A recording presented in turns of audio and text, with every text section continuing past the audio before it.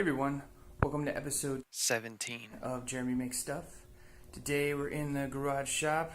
You can see here, got the saw out. Going to be making some signs for some Christmas gifts. I'm going to get some help from Tiger. He's a few episodes back, we put together some 3D printers. He's using the chats and live shows.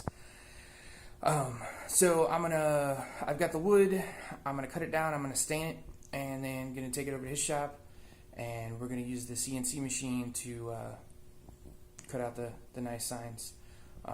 He had posted some on Facebook he had done for some friends, and thought they looked good. Wanted to make some too. So let me give you a quick overview of what's on the work table here. Got some pine wood that I'm making these signs out of. This is 3/4 of an inch thick.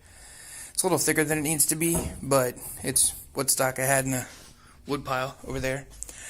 I've got the tape measure and the Sharpie. Mark the lines where it's going to cut.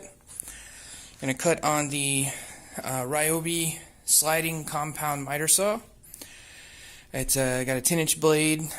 This is great, a great tool. I especially like to use the slide feature while cutting. It makes it a lot easier. Safety first. Got the work gloves, got the goggles on. Once it's cut, I'm going to use this brush to make sure there's not any burrs on the edges. And then I've got the penetrating stain Jocko Bean 2750. It's a nice dark color, and the brush for that. And so that's going to make a nice dark stain. It's going to soak into the wood, and then when we use the CNC to rot it out, it's going to be a nice dark versus light transition for the text versus the outside. So I'm going to fire all this up and get started. So I wanted to show you here first. I had to set the angle of the blade back to 0 degrees. It was at 45 degrees. And I've got the board marks here at 14 inches. And it's, secured down. And you can see the laser shows about directly to the left of the blade. And I only marked the first mark. I didn't mark the rest out because, you may think, oh, I'm going to mark all the stuff, then I'm going to cut the wood. The thing that you have to consider is the blade's width. So you can see the blade, it won't really focus, there we go. The blade does have a certain width, so that when it cuts, it's going to remove the blade's width worth of wood there. Because of the width of the blade, it's better to mark the first one and cut it, then measure the second one and cut it, measure the third one and cut it, so that it doesn't get off the dimensions by the time you get to the end. So here you can see the cut was just about the thickness of the marker line. So if I want to be as accurate as possible, I want to measure each cut before I do the cut instead of all at once. And now, since I already have one cut and it's the length I need and I want them all to be the same length, instead of having to use the tape measure every time, I can line up the first cut on top of the source material and use it as a straight edge with the marker just to mark the next piece.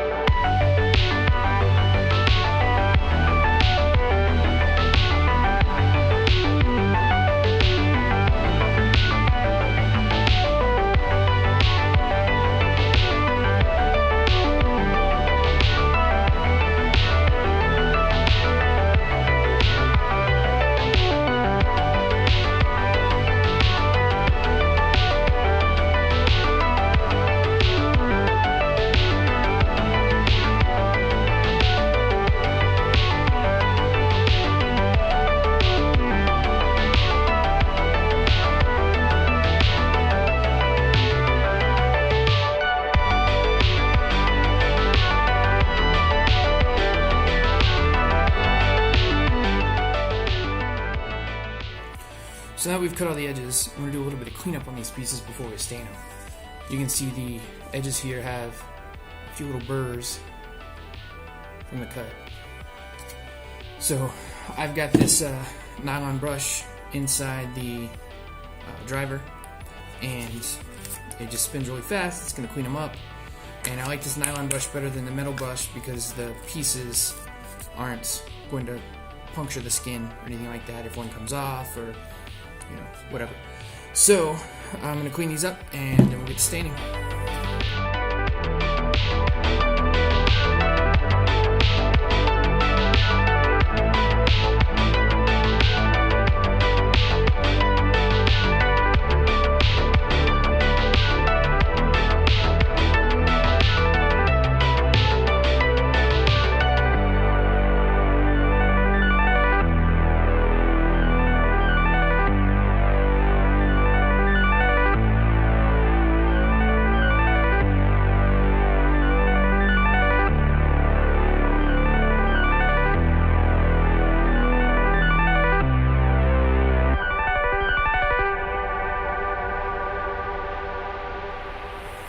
Alright, so I got the staining going on here.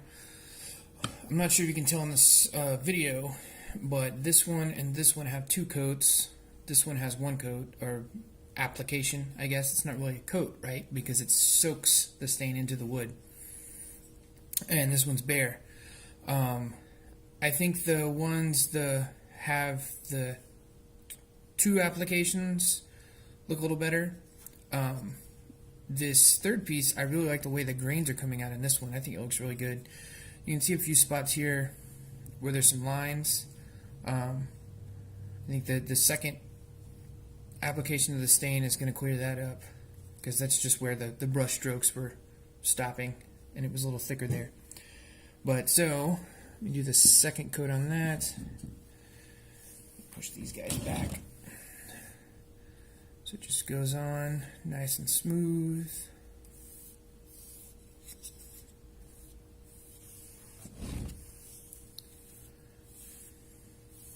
This is a really nice color too.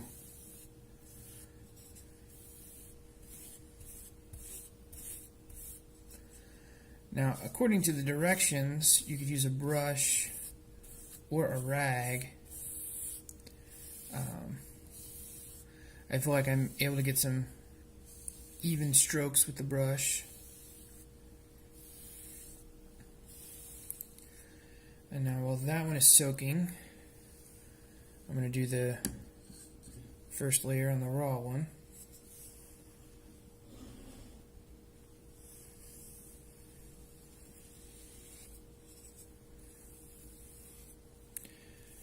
That first layer really soaks in fast too.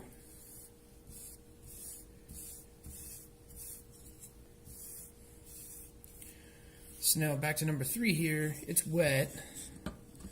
I need to get the excess stain off. I've just got some paper towels here.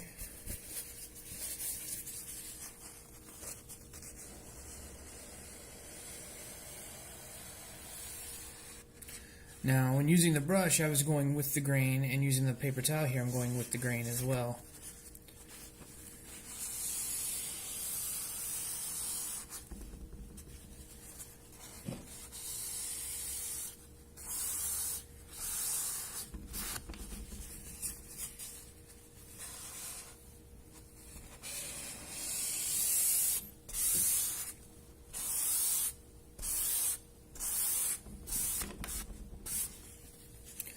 Now, when I'm doing the first layer, I'm also doing a layer on the sides.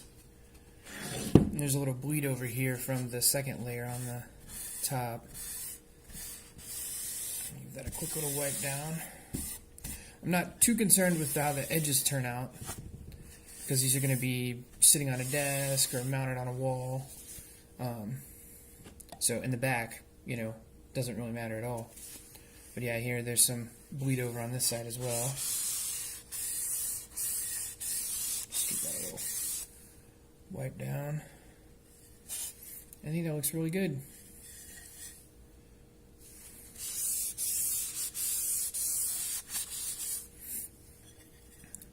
So So these are gonna dry overnight, and we'll move on to the final step of using the CNC to route out some words, some images on there. So I've got, I guess, 3 1/4 of them done, and there's 20 of them total, so I got a lot of work here to go with all this staining. Alright, I'm more than halfway done here. These are the first few I did. Moving around the table to the most recent ones. I think some of them are turning out better than others. I really like the wood grain that's coming out of some of these really nicely as well. So there's still more than halfway done, but there's still quite a few to go. Just taking a little longer than I expected, but doing the 2 coats, it's taking a little time.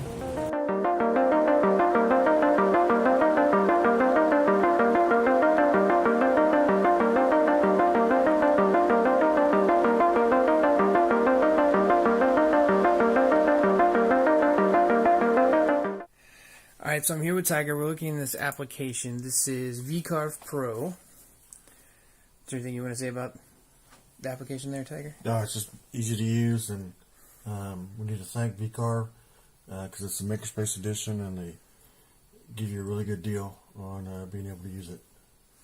Cool. Alright, so we've already got the text in there, and we're going to drop an image in here. So what we did was we just went out to the net and just found any kind of picture of a brain or standard clip art. So something like that, and use snipping tool to cut it out. And so we have a little file now in our directory, so we can import it. File, import, bitmap, and there's brain, and you just let it come in to the size of the work. And I can move it and then scale it. Okay, so we imported the bitmap, resized it. Now you're going to turn it into a vector. It's a picture. So, like with a lot of other people's software, they'll like pull it into Inkscape and do the bitmap trace. This can actually do it itself. So I'm going to trace it, do a preview. You can see that's especially kind of what we need. So I can see it's got the main shapes and everything, so that's going to be good. So I'll apply that, close that. So did that basically make it a SVG path? A vector path? Vector path. Yeah. So I need the picture's still there, so I need to separate the two. So the path from the So image. I take the picture now, delete the picture, because now I have the brain. I'm kind of close to the edge. I don't want to hit my support, so I'm going to move this over, and I'll move the name over to a little bit, because we got a little bit of space over there. And I'm going to click Shift so I can get both of them together. And now I got some spacing, and I can look at it. Alright, so these have already been programmed to carve, so I'm going to pick VCarve. And we've been having good luck with this setting and this 60 thing, so all my settings are just fine. I just got to tap to calculate it. It's done it. That's the old one, so I'll reset the preview. So I got a blank board and preview all toolpaths, and so that's my final product. And I can see that is too close. Can we zoom in and look at the brain detail there too? Yeah. This is a 3D representation of the final product. Yeah, I thought I had it farther away, but I guess because the width. Oh, I didn't calculate everything. So it hadn't calculated the move, so that's why my preview didn't look right. Oh, the so text now when I reset it and preview all two paths, now I got the good spacing. And scoot over. There we go. Nice. And we've been doing 2 passes on these, right? Yeah, because it helps kind of clean up any of the little pieces of wood that are there. Because since the wood is stained, we don't really want to sand it, because then that'll take away some of the stain and give us an uneven top. So, And since nothing's going to move left or right, if we need to go back and make a deeper pass on the brain, since that's a shallower cut, we can do that real easy by just setting the brain out only, because I have two files, two paths set up, one for the words and one for the brain. So when I save it, I can save them both together because they're the same tool, the 60-degree bit. So I don't have to make any changes on the machine. But if I need to save just the brain with different settings, I have that option. So save toolpaths. Miss Leon. Alright, so I close that. Get that out of the way. Load it up here. Should go.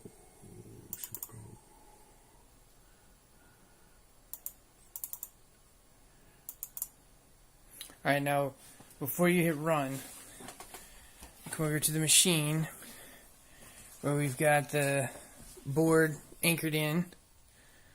So, and it's not moving. It's in there good.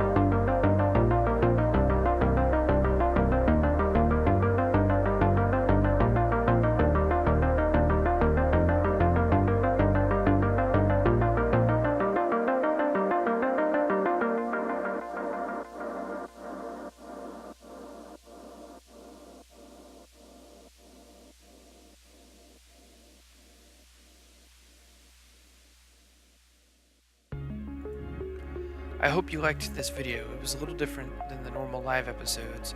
It took place over a couple of days in multiple locations. Overall, I think I spent about 17 hours on these signs. I want to thank Tiger for the use of a Shapeoko CNC machine and Foey for the great musical tracks. In the end, I had a lot of fun, learned a lot about staining and working with the CNC machine, and I think the end product turned out really great. If you like what you saw in today's episode, please like the video and subscribe. And if you have any questions or comments or think I should have done something differently, leave a comment down below. See you next time.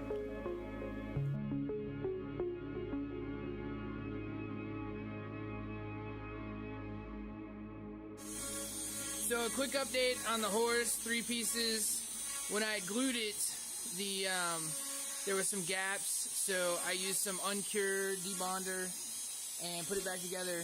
But since I was here at Tiger's and I had my horse, wanted to show you the horse that he made. in 36 pieces. Over a month. Over a month of printing. How many spools of filament? Probably 10, I'll guess at least. So 10 kilograms of plastic. But found on Thingiverse, 1-to-1 scale. This is the head of Celine. It's in the London Museum. Stolen from the Parthenon in Greece. But yeah, 1-to-1. The other side. The head of Celine. In marble, it cost you $8,000. In 3D filament, maybe $100. Say 150? 150? Yeah. Less than 200. 3 or 4 cans of spray paint.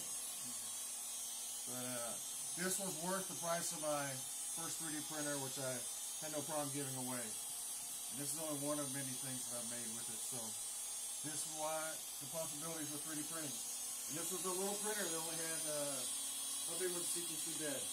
6x8, maybe? Yeah. So yeah, that's why these are like the bricks basically. So you can see like one here. This is one piece, and there's another piece right there. Yeah, about the size of your hand. Yeah.